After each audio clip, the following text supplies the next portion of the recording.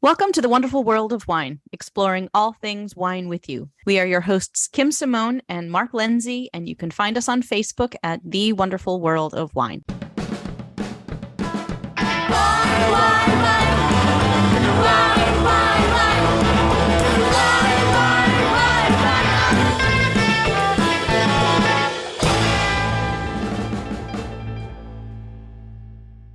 Hello, everyone, and welcome to The Wonderful World of Wine, exploring all things wine with you. We are your hosts, Mark and Kim, and every week we bring you trending topics from the wine world, hopefully things that you are interested to hear about and that, of course, we are interested in talking about. So how are you this week, Mark? Everything's good, Kim, and you? I am great, thank you. Got lots going on as usual, and front of mind for me is always wine, and I'm sure it is for you too. Yeah, and listeners probably don't know, in the liquor industry, we're getting towards the crazy time. So a lot of things happen this time of year, and hopefully people start to pursue a little wine a little bit more now this time of year. Holidays are coming. First, Kim, we should tell the listeners we had the 22nd Annual Podcast Awards. We were nominated again.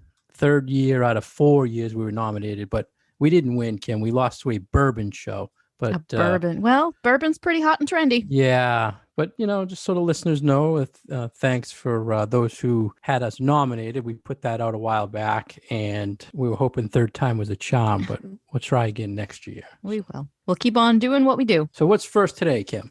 So we're going to talk a little bit about some textural descriptions for wines, kind of that revolve around tannins. We're going to talk about the word chewy. And what does that mean in relation to a glass of wine? Another wine enthusiast article saying it's, and this is another descriptor, I guess you could say, that people will probably hear in the wine world. And I'm glad you right away you started, Kim, saying texture. And that was going to be my first thing. Is this a more of a texture or a body or viscosity? Or, we should really kind of start with that because it could be confusing to the listeners. Absolutely. So people who've listened to me for any amount of time know that I like to talk about what you are getting out of the glass in terms of both flavors and then also textures. So you can have a particular feel of the wine on your palate and in your mouth that has nothing to do with what the taste is, like the fruit or the spice or whatever those things are that you're tasting. I like to talk about them as being different from the things that you feel in your mouth. So those textures are really, really important to me when I talk about wine. And I like to talk about tannins in particular being grippy or soft or harsh. And chewy definitely comes up in my tasting notes from time to time. And I really like how Wine Enthusiast kind of breaks down these terms for people. I feel like they do a particularly good job of making the ideas pretty approachable and understandable for people who maybe don't have as much experience with wine as we do. Yeah, Wine Enthusiast said it could be, quote, crunchy or chewy when you describe it. Crunchy's an interesting one. Yeah. It kind of turns you off when you're talking about wine. No, like when I hear crunchy, I almost think like, when you get the tart crunch of an apple, right? Like right. you just picked it off a tree kind of crunchy, but I associate that with acidity and not really tannins. So I thought that one was very interesting for my way of imagining wine. How do you associate texture and body? Like you were saying, you like to describe texture in wine. Would you say that full-bodied wines will always have more texture for a mouthfeel?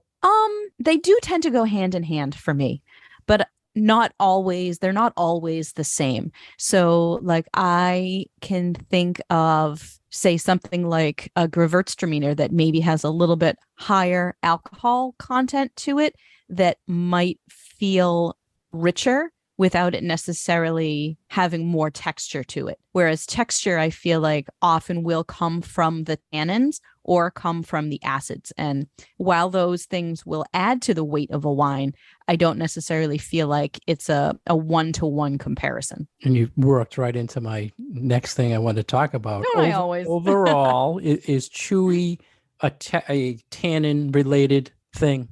For me, it is. So I would definitely say yes. Yeah. So, I mean, that's basically kind of where they were going in the article, saying Hmm. tannin is a big thing, and tannins in the wine world are related to the thickness of the grape skin. So they mentioned a lot of thick skinned grapes where you can consider they would be chewy. Would you like to give some examples of wines that people can find this chewy component in? Sure. I would say the quintessential one is probably Cabernet. Like that would be the easiest one for people to find to really experience what this textural component, what we're talking about here. Because Cabernet it's a thick-skinned grape. There's a lot going on in those skins, not just in color and flavor, but again in those tannins and polyphenols and all of these other things that you want in red wine grape skins, because they do add so much personality and so many of these components to the final wine. Did you have a favorite? Because I've got a couple of other ones as well. Yeah, well, I mean, the article mentioned a lot of Italian grapes, Yeah, that's where I was going to go Aglianico, next. Sagrantino. But when you mentioned earlier about acidity and chewiness, Nebbiolo to me is one of those wines that it can be really chewy, and that can be earthy. It can have acidity. It can have tannin.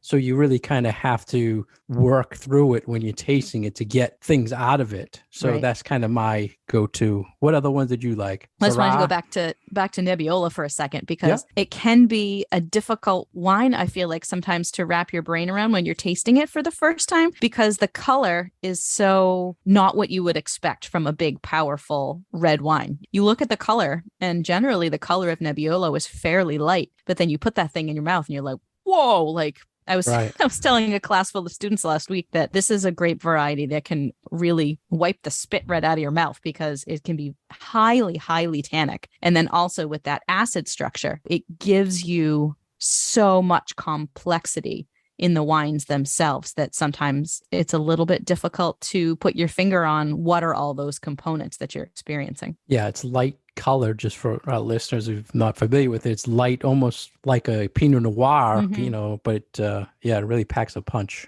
Totally. What other grape did you want to highlight a little bit? They So also mentioned Syrah and yeah, Merlot. I was going to go with Syrah or Syrah. Shiraz Yeah. as another one that, again, like Cabernet, it's one of those grapes that has so much going on that depending on how the winemaker wants to approach it, you can have a lot of soft fruit, a lot of sweet fruit, but still have those tannins in there. Or if you're producing it from a slightly cooler climate, the flavors might be different, but you're still going to get that punch of those tannins. And where that sticks out for me is Australian. Yeah, absolutely. Shiraz used to be so popular. And that was my next question was, can you relate a chewy wine to high alcohol, like a Zinfandel or a Shiraz that are like 15%? When there's more alcohol in a wine, is it something you can describe as chewy because of alcohol? I feel like it can go either way. Like back to those Nebbiolos we were talking about, right? Like you can get that chewy component for those wines, and those are certainly cool climate wines. But then again, sometimes you can get them in those nice hot things from California as well. So I don't think it has to be tied to a particular climate expression. I feel like you can get them both in cool climate and in warm climate sites. Right. And the listeners know we taste a lot of wine, Kim, and I had to ask you, when you're tasting wine, there's this whole technique everybody knows about how we taste. Do you actually physically chew a wine when you're tasting it? It's, a lot of people put it in their mouth and in sucking in air and stuff like that. But I've seen people who are actually sloshing and doing a chewing motion. Yeah. And wanted to kind of relate that when people say chewy wine, it doesn't necessarily mean that's the technique you're kind of using. That's a really good point. Do you use no, that I type don't of chew. technique? I don't chew my wine when I'm tasting my wines. Nope. Yeah, me either. I don't know.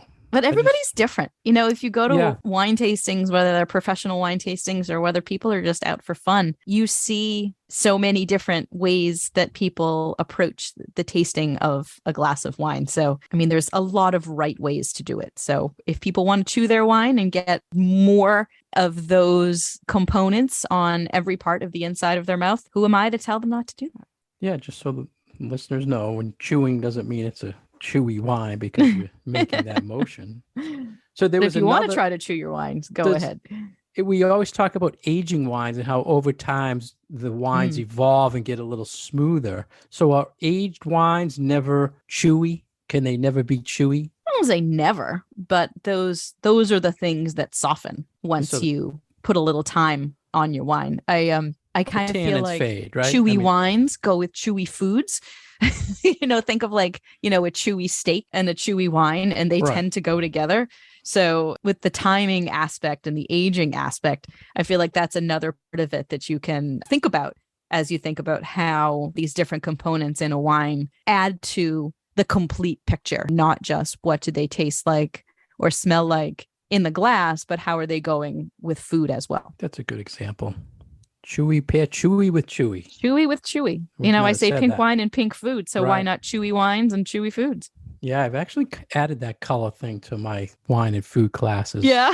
You Wonderful. get weights and you got profiles and you got colors. And Mm-hmm. so we had another article you mentioned earlier, tannins. We talked about tannins giving texture and body and adding to the chewiness of wine. There was another article in Wine Lover magazine. Why is there sediment in wine? And sediment has to do with tannins. And we thought we'd kind of discuss that with our listeners, how sediment is related to chewy. What did you think of the Wine Lover magazine comments? I actually loved this article because as I started to read it, I was thinking, okay, they're just going to be talking about the sediment that you get in a red wine when it has been sitting for a little while and the tannins start to precipitate out and you get that little bit of sort of purplish gunk at the bottom of your bottle. But they didn't only talk about that type of sediment. They talked about the tartrate crystal sediment that you can get in white wines. They talk about older wines versus younger wines. And I really loved that they took so much time and effort to discuss so many different sides of this particular characteristic of wine, because a lot of times people will see something in the bottom of their bottle or the bottom of their wine glass and immediately like, this is a bad thing. But it turns out that it's completely the opposite, that if you have some of these components that you find in your wine, it's more of an indication that it's been cared for and that it's doing its natural thing and that it's aging gracefully. So I actually really like this article a lot. Nice. Then there's the sediment is actually a natural byproduct of making wine. And when I see something with sediment in it, or I don't say like I don't think it's be chewy. I'm saying, oh, this is going to be a chunky wine because I'm going to be feeling some texture in here, maybe from something I don't filter out. Uh-huh. But it's a natural byproduct. And that's just where we bring up if a wine is filtered or unfiltered, because most winemakers will filter the wine and get all that sediment out of there. But there are some people that believe they want to unfilter it. So it's the natural product. This is what you get. So they may put on the label unfiltered. So you can expect that you're going to have some sort of sediment, which would lead to maybe a chewy wine because you get something going on with texture in your mouth when you're drinking it from the seeds or the stems or the skins.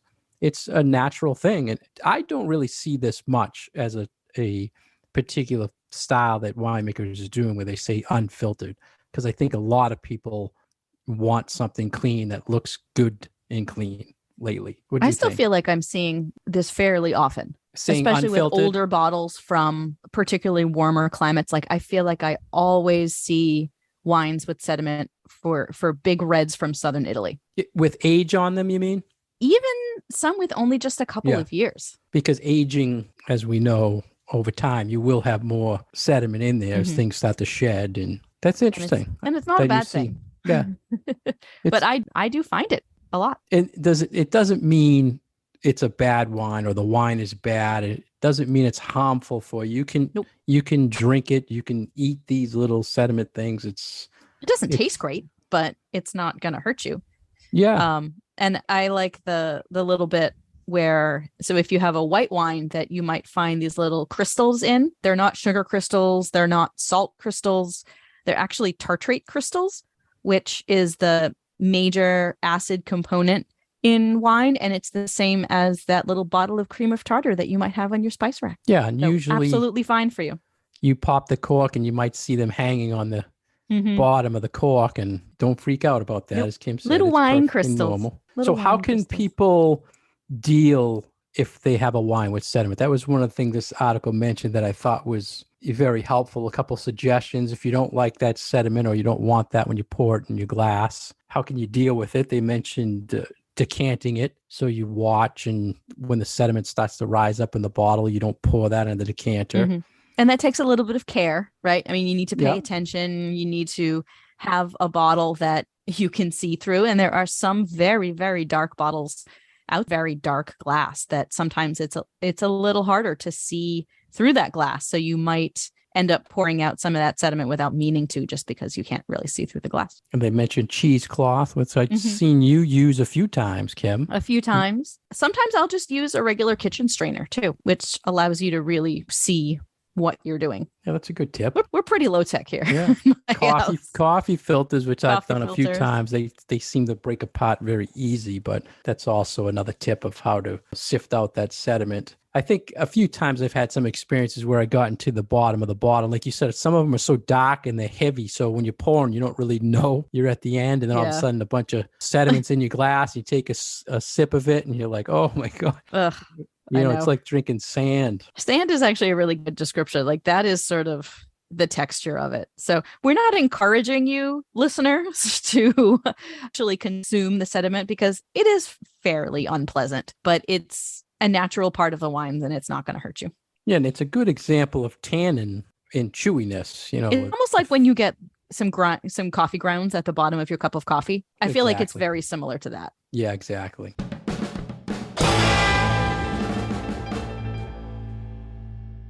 You're listening to The Wonderful World of Wine, and we are your hosts, Mark Lindsay and Kim Simone, exploring all things wine with you. If you'd like more information about Kim, please go to her website, commonwealthwineschool.com. For more information about myself, please go to franklinliquors.com. You can find us on Facebook, Instagram, and Twitter. On Twitter, we are at Wine Education, and you can find our past episodes on SoundCloud and iTunes. Next, we quickly want to go through an article that Gus Clemens wrote talking about top wine producing countries and what is their signature wine from each country, which I thought was very useful. I guess this was a study from the University of Adelaide in Australia, tracking this information. And we thought it'd be helpful for our listeners to know a country and the wine that would be like the go-to wine you'd want to get, Kim, from that country. So what did you think of this article? A lot of these for me were not surprising at all. Like, looking through the list, I'm like, oh, yep.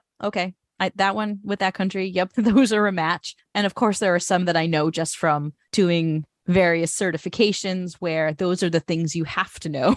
You know, you're sort of required to know, like, hey, what is the most produced white grape in Spain, like that kind of thing. But some of these other ones, especially from countries that are not, say, in the top 10 of wine producing countries in the world, were very interesting. Some of the Eastern European countries are really interesting. Would you say that if it's the top wine from the country, that is the best showing for because of the terroir? Not necessarily, because some of these grapes are grown for other things than fine wine production. So like, I'm assuming that Spain it's Ayren, which is a grape variety that is a white grape that you very rarely see bottled as table wine, because it's used mostly for brandy production. So no, I don't think that it necessarily means like, hey, this is the grape variety that if you see this as a bottle, then you should be aware of it and you should go buy it because it's going to be the best that they can produce. I think that there's a little bit more going on than just that. Right. So you mentioned about there were no surprises on a few. Let's talk about those first and see if we kind of on the same page about what was really no surprise. What would you want to start with first? Oh my gosh, like everywhere. There were a lot that were not surprising, like Syrah for Australia, which, would be Shiraz, or Malbec from Argentina. I guess I shouldn't be surprised by Merlot from France. Yeah. But Bordeaux. Yeah, because, there is a lot of wine produced in Bordeaux, and Merlot is the number one grape variety from that region. So that is not surprising. For some reason, I didn't realize that Chardonnay is our number one grape for the US. I thought it was Cab. Yeah, a little surprising because Chard seems to be trending down, but they're still saying it's up there. Yep. But things like Gruner Veltliner for Austria, Chenin Blanc for South Africa, those are I feel like exactly where I would expect to find those grape varieties being the most predominantly grown. You didn't say your buddy first to Germany Riesling. That was one that's like, yeah, no kidding. I mean, right away, I thought you would have started with that. Well, totally goes without saying. Yeah. Or Sangiovese for Italy. That's another one. Italy, I mean, Sangiovese, probably 5 of the 20 regions, it's the number one red grape. New Zealand, Sauvignon Blanc, that was like, yeah, duh, it's like, we knew that. You mentioned Spain with the brandy producing. Uruguay was another one. Tannat is the popular grape. What were some of the weirder ones? Let's talk about Russia. Russia was Cab. Yeah, I would have never guessed Cab is good for But I Russia. can't say that I really know very much about Russian wine growing or grape growing or winemaking. So, that could really go either way. That was an interesting one. Brazil had a grape I really never heard about, Isabella, which is a red grape of the that one was interesting too. Vitis Lambrusca family. So it's not a very common thing probably. But again, like Russia, Brazil, you're not really seeking out many red wines from Brazil, but it was an interesting one. Chile was Cab, which makes sense. That I knew. Hungary, you mentioned Blaufränkisch, the one you love to say all the time. Blaufränkisch. But I haven't had a whole lot of Blaufränkisch from Hungary. Like most of what Austria, I have had has been from Austria, or from the Finger Lakes of New York. So I thought that was, while not a grape variety that I was surprised to see on this list, I was sort of surprised to see it from the country that it was attributed to. I'm trying to think of the grape. Every time we learned Hungary, the bull's blood wine was all they used to talk about. It's bugging me now. Canada was an interesting wine, and I'm assuming it's the one maybe used in ice wine. It's, how do you say it? Sèvres Blanc? Sèvres Blanc. Sèvres Blanc. They make a lot of ice wine. Is it Vidal Blanc? Is that the same grape as Vidal Blanc? No, it's different. No? It is different from Vidal. Wow. Yep. So it has to be ice wine. Let's see. Portugal was Tempranillo. Which they don't call Tempranillo in Portugal, but whatever. Switzerland was Pinot Noir, which we mentioned shows ago about how the Swiss wine is very popular and trending, but you can never find it. And I guess Pinot Noir is their go-to.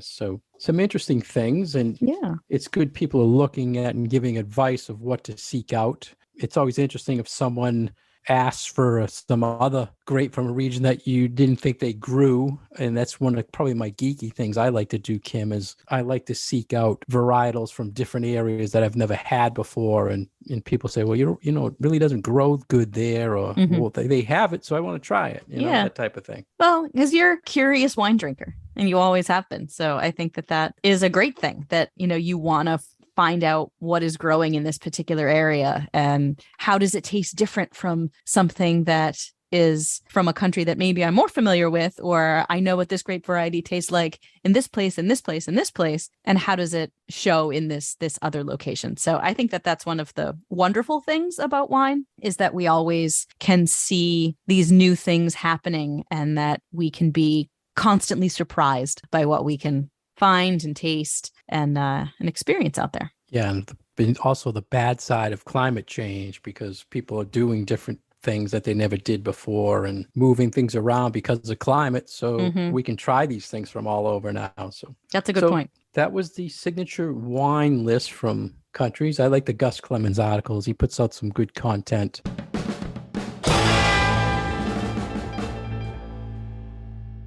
Thank you for joining us today for The Wonderful World of Wine. We've been your hosts, Mark Lindsay and Kim Simone. You can find us on Facebook at The Wonderful World of Wine. Please feel free to leave us your questions and comments. You can find our past episodes on SoundCloud and iTunes, and follow us on social media on Twitter at Wine Education and on Instagram at The Wonderful World of Wine. Cheers. Wine.